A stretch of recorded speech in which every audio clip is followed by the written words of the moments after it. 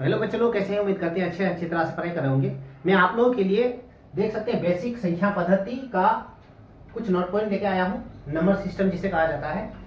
इसमें संख्या रेखा, पूर्ण संख्या, अपरिमेय संख्या, परिमेय संख्या, भाज्य संख्या, अभाज्य संख्या, सम संख्या, विषम संख्या, सभी संख्याओं को यहाँ पढ़ाया गया है संख्या पद्धति में। और ये बेसिक लेवल है, चाहे 9th क्लास हो या 10th क्लास हो, ये दोनों क्लास के लिए और हर हालत में बहुत जरूरी है। इसको अच्छी तरह से देख के याद कर लीजिएगा और नोट भी कर लीजिएगा कॉपी में। और जितने भी बच्चे को ज्वाइनिंग करना चाहते हैं मेरा क्लास ऑनलाइन, तो नीचे लिंक डाला हुआ है ऐप का, वहाँ क्लिक कीजिएगा। प्ले स्टोर से डाउनलोड कर सकते हैं ऐप को, और वहाँ कुछ रुपया अमाउंट ओनली पे करना पड़ेगा, जो पूरा साल आसानी से वीडियो, ऑल सब्जेक्ट का वीडियो मिल जाएगा आपको, रिकॉर्डेड वीडियो मिल जाएगा, और ऑल सब्जेक्ट का पीडीएफ आपको मिल जाएगा आसानी से और आसान भाषा में। आप अच्छी तरह से उसको रीडिंग करके याद करके एग्जाम दे सकते हैं और आपको सफलता मिलेगा, ये निश्चित है। ठीक है, तो पूरा वीडियो को देखिए, जितने भी खास पॉइंट है सभी पॉइंट को यहाँ बताया गया है, और अच्छी तरह से इसको पढ़िएगा और समझिएगा। बहुत ही खास है, चाहे 9th क्लास हो या 10th क्लास हो। और अपने फ्रेंड आसपास जितने भी, उसको भी शेयर कर दीजिएगा, वीडियो लाइक कर दीजिएगा। ठीक है, तो पहला क्वेश्चन देख सकते हैं यहाँ क्या लिखा हुआ है। संख्या रेखा क्या है? संख्या रेखा यानी नंबर लाइन क्या है? तो हम लोग बिल्कुल अच्छी तरह से बना दिए हैं, आपको सिर्फ समझना है देख के, और वीडियो को पॉज करके उतार लीजिएगा। कोई भी संख्या रेखा में बीच में शून्य होता है। शून्य के बाद जब संख्या को आगे लिखा जाता है वो तो धनात्मक होता है। संख्या 1 2 लिखा जाता है, लेकिन वो किस में होता है? धनात्मक में होता है। देख सकते हैं +1 +2 +3 +4 +5 +6 इस तरह से जाते रहेगा। वो संख्या बढ़ते क्रम में होता है और वो प्लस में लिखा जाता है, जिसे धनात्मक कहते हैं, और धनात्मक का चिन्ह होता है प्लस। ठीक है, उसके बाद यहाँ कोई संख्या लिखे हैं, पूर्ण संख्या लिखा हुआ है। देख सकते हैं ये जीरो से यानी शून्य से शुरू होने वाली संख्या को पूर्ण संख्या कहा जाता है। क्योंकि यहाँ शून्य से शुरू है संख्या, तो पूर्ण संख्या कहा जाएगा। और गिनती की संख्या अगर कहा जाए तो 1 से जो संख्या गिनती शुरू होती है, जैसे 1 2 3 4 5, तो गिनती की संख्या को प्राकृतिक संख्या कहा जाता है, जिसे नेचुरल नंबर कहते हैं। और जो शून्य से शुरू होता है उसे पूर्ण संख्या कहते हैं, जिसे होल नंबर कहा जाता है। तो ये इसका नोट पॉइंट था। अब पीछे वाली संख्या, 0 से कोई भी संख्या को जब पीछे लिखा जाता है, 1 2 3 4 5 तक, हम लोग अच्छे तक है, तो ये सभी संख्या क्या होता है? ऋणात्मक होता है। पीछे वाली संख्या ऋणात्मक होता है। ऋणात्मक देख सकते हैं, इसको माइनस का चिन्ह दिया जाता है। ठीक है, तो इस सभी संख्या मिलकर के संख्या रेखा बनाती है, जिसमें 0 शून्य संख्या शामिल होती है, 1 2 प्लस में होती है, 1 2 होती है लेकिन वो माइनस में होती है। ये तीनों तरह की संख्या शामिल होती है संख्या रेखा पर, इसलिए इसको क्या कहा जाता है? नंबर लाइन या संख्या रेखा कहा जाता है। ठीक है, इसको उतार लीजिएगा। उम्मीद करते हैं समझ में आ रहा होगा। फिर इसको भी उतार लीजिएगा। नेक्स्ट पॉइंट है, देख सकते हैं यहाँ, इसमें जितना भी खास परिभाषा आता है आपको 9 और 10 में, पूरा परिभाषा को दिया गया है सिंपल भाषा में। पूर्णांक संख्या क्या है, यानी इंग्लिश में उसको कहा जाता है इंटीजर नंबर। इंटीजर नंबर क्या होता है? तो यहाँ लिखा हुआ है, देख सकते हैं कि सभी पूर्ण संख्याओं के साथ साथ, पूर्ण संख्या तो रहेगा ही, पूर्ण संख्या भी आपको दिखाएं, जो संख्या शून्य से शुरू होता है पूर्ण संख्या कहा जाता है। पूर्ण संख्या के साथ साथ उनके ऋणात्मक संख्या भी शामिल रहेगा। कहने का मतलब है 0 1 2 3 4 तो रहेगा ही, लेकिन माइनस वाली संख्या भी शामिल रहेगा। उसमें संख्या भी शामिल हो उसे पूर्णांक संख्या कहते हैं। जैसे एग्जाम्पल में देख सकते हैं कि -2 -1 0 1 2 इस तरह ये सभी संख्या मिलकर पूर्णांक संख्या बनाती है। पूर्णांक संख्या में प्लस और माइनस दोनों किस्म के संख्या आते हैं। ठीक है, पूर्ण संख्या समझेंगे। देख सकते हैं पूर्ण संख्या लिखा हुआ है। पूर्ण संख्या क्या है? तो शून्य से प्रारंभ होने वाली संख्या, प्रारंभ का मतलब होता है शुरू होना, तो शून्य से प्रारंभ होने वाली संख्या को पूर्ण संख्या कहा जाता है। जैसे देख सकते हैं कि 0 1 2 3 4 यानी 0 से शुरू होने वाली संख्या सभी पूर्ण संख्या कहा जाता है। सिंपल भाषा में याद रखिएगा। प्राकृतिक संख्या क्या है? नेक्स्ट क्वेश्चन में लिखा हुआ है प्राकृतिक संख्या यानी नेचुरल नंबर। नेचुरल नंबर को यानी एन से संकेत करेंगे हम लोग, जिसे नेचुरल नंबर कहा जाता है। गिनती की संख्या को प्राकृतिक संख्या कहा जाता है।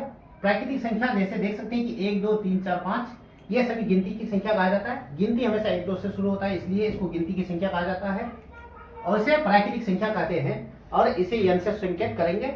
और पूर्ण संख्या को शून्य से शुरू करेंगे, जो 0 से शुरू होगा, 1 2 3 4 5 चलते रहेगा, वो पूर्ण संख्या होगा, जिसे इसे W से संकेत किया जाता है, होल नंबर कहते हैं इसको। उसी तरह नेक्स्ट क्वेश्चन हम लोग के पास है, देख सकते हैं सम संख्या क्या है। सम संख्या क्या है? इसको इंग्लिश में इवन नंबर कहा जाता है, इसको याद कर लीजिएगा। इसे संकेत किया जाता है जो संख्या 2 से पूर्णतः विभाजित हो जाए, कहने का मतलब जो संख्या 2 का 12 में कट जाए वो संख्या सम संख्या कहलाती है। जैसे देख सकते हैं 2, 4, 6, 8, 10 ये सभी संख्या 2 का 12 में कट जाएगा आसान से। 2 एकम 2, 2 दूना 4, 2 तिया 6, 2 चौके 8, 2 5 6 10 इस तरह से 12 में यानी 2 का 12 में कट जाता है। ये सभी संख्या क्या कहलाता है? सम संख्या कहलाता है। ठीक है। उसी तरह लिखा हुआ है नीचे विषम संख्या। विषम संख्या किसे कहते हैं? ऑड नंबर जिसे कहा जाता है, इसे ओ से संकेत किया जाएगा। विषम संख्या जो संख्या 2 से पूर्णतः विभाजित ना हो। पूर्णतः का मतलब पूरी तरह से ना कटे, विभाजित का मतलब जो ना कटे, यानी विभाजित का मतलब कट जाना, तो यानी ना कटे, उसे विषम संख्या कहते हैं। देख सकते हैं 2 का 12 में ये 1 भी नहीं कटेगा, 3 भी नहीं कटेगा, 5 भी नहीं कटेगा, 7 भी नहीं कटेगा, 9 भी नहीं कटेगा। जो संख्या 2 का 12 में ना कटे वो संख्या कहलाती है विषम संख्या, यानी ऑड नंबर कहते हैं। परिभाषा के रूप है जो संख्या 2 से पूर्णतः विभाजित ना हो विषम संख्या कहलाती है। इसका उदाहरण आप देख सकते हैं। ठीक है। उसी तरह फिर नेक्स्ट क्वेश्चन पढ़ेंगे। संख्या क्या है? परिमेय संख्या बहुत खास है क्योंकि 9 और 10 का परिभाषा जितना भी है मैं बनाया गया है परिमेय संख्या से आता है। परिमेय संख्या यानी रेशनल नंबर कहा जाता है इसको, इससे आर से संकेत किया जाएगा। वह संख्या जिसे p बटे q के रूप में लिखा जाए, p बटे q के रूप में या अंश बटे हर के रूप में लिखा जा सकता है, जहां p और q पूर्णांक होता है और q नहीं बराबर 0 होगा, तो ऐसी संख्या क्या कहलाती है? परिमेय संख्या कहलाती है। एग्जाम्पल उसका देख सकते हैं कि p बटे q का मतलब जो भी संख्या को बटे में लिखा जाता है वो सभी संख्या परिमेय संख्या कहलाती है। परिमेय संख्या सभी प्राकृतिक संख्या भी परिमेय कहा जाता है। देख सकते हैं 1 2 3 4 5 ये सभी संख्या भी परिमेय संख्या के अंतर्गत आता है। उसी तरह पूर्ण संख्या भी परिमेय संख्या कहा जाता है। पूर्ण संख्या जैसे 0 1 2 3 4 5 ये पूर्ण संख्या भी परिमेय संख्या कहा जाता है। तो परिमेय संख्या सिर्फ बटे वाली संख्या ही नहीं कहा जाता है, प्राकृतिक संख्या भी परिमेय होता है, पूर्ण संख्या भी परिमेय संख्या होता है। और उसी तरह वर्ग वाली संख्या भी जिसका वर्गमूल निकल जाए, जैसे 0 का वर्गमूल 0 निकलेगा तो ये परिमेय संख्या है। इसका जो अंडर रूट से अगर बाहर वर्गमूल 1 निकले तो ये भी परिमेय संख्या है। 4 का वर्गमूल 2 निकलेगा ये भी परिमेय संख्या है। 3 का वर्गमूल कितना निकलेगा? 9 का 3 निकलेगा ये भी परिमेय है। 16 का भी कितना निकलेगा? 4 ये भी संख्या परिमेय। तो वर्ग वाली संख्या भी क्या होता है? जिसका वर्गमूल अच्छी तरह से निकल जाए वो भी संख्या परिमेय कहा जाता है। तो परिमेय संख्या के अंतर्गत बटे वाली संख्या भी होती है, प्राकृतिक संख्या भी होती है, पूर्ण संख्या भी होती है और वर्ग वाली संख्या भी होती है जो परिमेय कहा जाता है। याद रखिएगा। अगर आपको प्रश्न पूछा जाए क्या शून्य एक परिमेय संख्या है, तो हाँ है। आप देख सकते हैं कि शून्य भी परिमेय संख्या के अंतर्गत आता है, इसलिए शून्य भी एक परिमेय संख्या होता है। ठीक है। नेक्स्ट पॉइंट है, यहाँ देख सकते हैं कि कुछ दशमलव संख्या भी होते हैं जो परिमेय कहा जाता है। तो दशमलव संख्या के रूप में 0.5, 0.65, 0.125, 0.66 इस तरह से 0.99 लिखा हुआ रहेगा। तो ऐसी संख्या भी परिमेय संख्या के अंतर्गत आते हैं। और कंडीशन है कब परिमेय कैसे बनेगा, उसको बटे में, दशमलव संख्या को बटे में जब बनाया जाता है तो परिमेय संख्या का रूप ले लेता है, इसलिए ये सभी संख्या परिमेय कहा जाता है। ठीक है। हम लोग फिर नेक्स्ट क्वेश्चन पढ़ेंगे अपरिमेय संख्या। क्वेश्चन लिखा हुआ है अपरिमेय संख्या क्या है, जिसे इरेशनल नंबर कहेंगे हम लोग। वो संख्या जिसे p बटे q के रूप में नहीं लिखा जा सकता है। p और q पूर्णांक तो है लेकिन q गैर शून्य हो, जिसे अपरिमेय संख्या कहेंगे। अपरिमेय संख्या का आप परिभाषा देख के समझ सकते हैं। उदाहरण जैसे पाई जो है, इसको पाई कहा जाता है। पाई एक अपरिमेय संख्या होती है जिसका मान 22/7 होता है। ठीक है। इसको भाग देने पर 3.14 और डॉट डॉट वाली संख्या निकलती है, इसको हल नहीं किया जाता, इसलिए इस तरह लिखा जाता है। तो ऐसी संख्या क्या कहा जाएगा? जो हल करने पर पूरी तरह से हल ना हो, यानी कटे ही नहीं, ऐसी संख्या, वो संख्या अपरिमेय संख्या कहा जाएगा। सबसे बड़ी संख्या ये पाई है जो अपरिमेय के अंतर्गत आता है। वर्ग वाली संख्या जिसका वर्गमूल ना निकले ये भी संख्या अपरिमेय कहा जाएगा। देख सकते हैं 2 का वर्गमूल नहीं निकलेगा, 3 का भी नहीं निकलेगा, 5 का भी नहीं निकलेगा, 7 का भी नहीं निकलेगा। ऐसी संख्या सभी क्या कहा जाएगा? अपरिमेय संख्या कहा जाएगा। दशमलव संख्या भी कुछ होते हैं जो भाग देने पर हल नहीं होता है, डॉट डॉट चलते रहेगा। उदाहरण देख सकते हैं, नीचे बहुत सारा उदाहरण दिया हुआ है। ऐसी भी संख्या है जो पीछे डॉट डॉट दिया हुआ रहेगा, इस संख्या हल नहीं होगा। ऐसी संख्या अपरिमेय संख्या के अंतर्गत आते हैं, आपको याद रखना है। ठीक है। देख सकते हैं अपरिमेय संख्या के अंतर्गत आते हैं। नेक्स्ट क्वेश्चन फिर पढ़ेंगे। क्वेश्चन नंबर 9 में लिखा हुआ है भाज्य संख्या क्या है, यानी कंपोजिट नंबर क्या है। वो संख्या जिनके 2 से ज्यादा गुणनखंड हो भाज्य संख्या कहा जाता है। कम से कम 2 से ज्यादा गुणनखंड होना चाहिए। कहने का मतलब है सिंपल में, ऐसी संख्या को भाग देने पर कम से कम 2 संख्या से नहीं, कम से कम 2 से अधिक होना चाहिए, 2 बार से अधिक। देख सकते हैं कि 4 को अगर भागा दे हम लोग, 4 एकम 4 से कट जाएगा, 2 दूना 4 कट जाएगा, 4 एकम 4 से कट जाएगा। तो यानी इसका गुणनखंड कितना बार निकला, 1 बार, 2 बार, 3 बार निकला, यानी 3 संख्या से वो पूरी तरह से कट रहा है। 6 को लिए हैं हम लोग, देख सकते हैं 6 एकम 6, 2 तिया 6, 3 दूना 6, कट रहा है। तो यानी गुणनखंड उसका 2 बार से ज्यादा है, तो वो संख्या भाज्य कहलाता है। सिंपल भाषा में आप याद रख सकते हैं, जो संख्या अपने आप से यानी स्वयं से कटे और अन्य संख्याओं से भी कट जाए, अन्य संख्याओं से भी कट जाए, ऐसी संख्या भाज्य संख्या कहलाती है।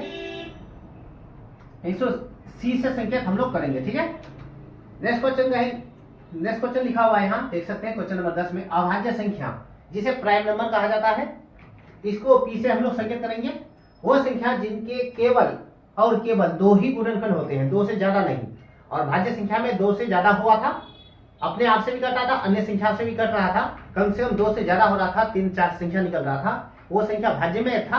और अभाज्य में क्या बताया जा रहा है, कम केवल 2 ही गुणनखंड होगा, उससे ज्यादा नहीं होगा। ऐसी संख्या अभाज्य संख्या कहलाती है। अर्थात में बताया वो संख्या जो एक और स्वयं के अलावा अन्य संख्या से ना विभाजित हो, अभाज्य संख्या कहलाती है। ये अथवा है उसका, ठीक है।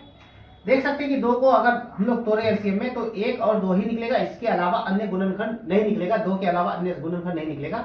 यह संख्या अभाज्य है, क्योंकि अपने आप से कटेगा और स्वयं से कटेगा। उसी तरह 3 को अगर विभाजित करें तो 3 और 1 के अलावा अन्य गुणनखंड तीसरा नहीं निकलेगा। यानी कहने का मतलब है, जो संख्या अपने आप से कटेगा और 1 का पारा में कटे, ऐसी संख्या अभाज्य संख्या कहलाती है। और अन्य का पारा में ना कटे, यानी दूसरे की पारा में ना कटे, सिर्फ अपने आप से ही कटे, वो ऐसी संख्या अभाज्य संख्या कहलाती है। अभाज्य संख्या जो अपने आप यानी स्वयं से कटे और अन्य संख्या से ना कटे, ऐसी संख्या अभाज्य संख्या कहलाती है। आपको याद रखना अच्छी तरह से, इसका उदाहरण दिया हुआ है। उसी तरह नेक्स्ट क्वेश्चन हम लोग के पास नोट पॉइंट में कुछ दिया हुआ है, नीचे लिखा हुआ, सबसे छोटी अभाज्य संख्या अगर पूछे तो आपको बताना है 2, और सबसे छोटी सम अभाज्य संख्या तो 2 हो जाएगा, ये माइनस नहीं है, डेश है।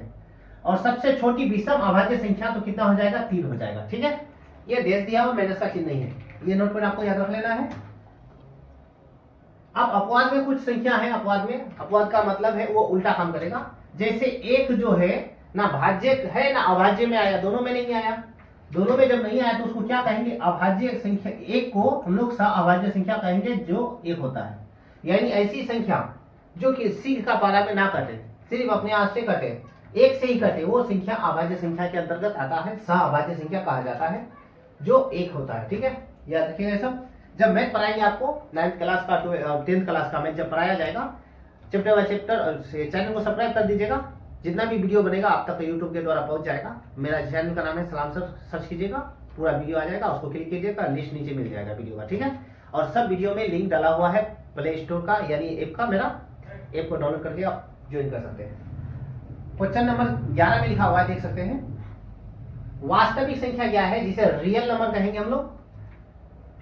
परिमेय संख्या और अपरिमेय संख्याओं के समूह को वास्तविक संख्या कहा जाएगा। जैसे एग्जांपल हम लोग कह सकते हैं कि परिमेय संख्या और अपरिमेय संख्या दोनों होगा, और उस समूह में दोनों रहेगा। जैसे एक वर्ग में स्टूडेंट जो पढ़ाई करता है, एक वर्ग में जिसमें लड़कियों की संख्या भी होती है, लड़कों की संख्या होती है, दोनों मिलाकर के समूह बनाता है, तब एक वर्ग कहा जाता है, और कोई भी वर्ग हो। तो उसी तरह वास्तविक संख्या में परिमेय संख्या भी शामिल रहेगा और अपरिमेय संख्या भी शामिल रहेगा। ऐसे संख्याओं के समूह को हम लोग क्या कहेंगे, वास्तविक संख्या, जिसे रियल नंबर कहते हैं। देख सकते हैं कुछ परिमेय संख्या का उदाहरण हम लोग यहाँ दिए हैं और कुछ अपरिमेय संख्या का उदाहरण दिए हैं, जो दोनों ही यहाँ मौजूद है। ऐसी संख्याओं को हम लोग क्या कहेंगे, वास्तविक संख्या कहेंगे। इसे 8 से संकेत किया जाएगा, ठीक है। अब उसी तरह हम लोग का जितना भी परिभाषा खास था खत्म हो चुका। अब हम लोग पढ़ेंगे कुछ नोट पॉइंट जो आपको काम देगा आगे 9th क्लास और 10th क्लास में। नोट पॉइंट में क्या लिखा हुआ है, देख सकते हैं कि ब्लैक टाइप का जो लिखे हैं वो क्वेश्चन टाइप का होगा, और ये जो ग्रीन कलर का यानी ग्रीन कलर का है वो आंसर है हम लोग का। तो हम लोग इसको अभी पढ़ेंगे। देख सकते हैं क्वेश्चन लिखा हुआ है, प्रत्येक परिमेय संख्या, यानी परिमेय संख्या बटे में जो लिखा होता है, प्रत्येक परिमेय संख्या वास्तविक संख्या होती है, याद रखिएगा, ठीक है। प्रत्येक परिमेय संख्या क्या होती है, वास्तविक संख्या होती है। प्रत्येक अपरिमेय संख्या यानी पाई वास्तविक संख्या होती है, ये भी याद रखिएगा। प्रत्येक परिमेय संख्या वास्तविक संख्या होगी, प्रत्येक अपरिमेय संख्या भी वास्तविक संख्या होगी, लेकिन प्रत्येक वास्तविक संख्या अपरिमेय संख्या नहीं हो सकती है, ये याद रखिएगा। वास्तविक संख्या सिर्फ अपरिमेय नहीं बन सकता है, क्योंकि उसमें दोनों शामिल होता है, इसलिए। नेक्स्ट पॉइंट है हम लोग के पास, देख सकते हैं नेक्स्ट पॉइंट में लिखा हुआ है, तीसरा पॉइंट में, प्रत्येक प्राकृतिक संख्या एक पूर्ण संख्या होती है। ये बात सही है, प्रत्येक प्राकृतिक, जितने भी प्राकृतिक संख्या 1 2 3 4 पूर्ण संख्या बन जाएगा आसानी से, लेकिन पूर्ण संख्या प्राकृतिक संख्या नहीं हो सकती है, ठीक है। उसी तरह चौथा पॉइंट में लिखा हुआ है, प्रत्येक पूर्ण संख्या एक परिमेय संख्या होती है। पूर्ण संख्या परिमेय संख्या होती है, लेकिन प्रत्येक परिमेय संख्या पूर्ण संख्या नहीं होगी। पूर्ण संख्या परिमेय संख्या बन जाएगा, लेकिन प्रत्येक परिमेय संख्या पूर्ण संख्या नहीं होती है, ठीक है। ये जितना भी नोट पॉइंट था खास था, बहुत इंपॉर्टेंट परिभाषा था, अच्छी तरह से नोट कर लीजिएगा, याद कर लीजिएगा। बार बार अगर समझ में नहीं आया तो वीडियो को बार बार प्रैक्टिस कीजिएगा, पीछे करके रिपीट कर दीजिएगा, समझ में हटाने के लिए। तो ये पहला पार्ट था, इसका दूसरा पार्ट फिर से बनेगा, और इंपॉर्टेंट सब नोट फिर से लेके आएंगे।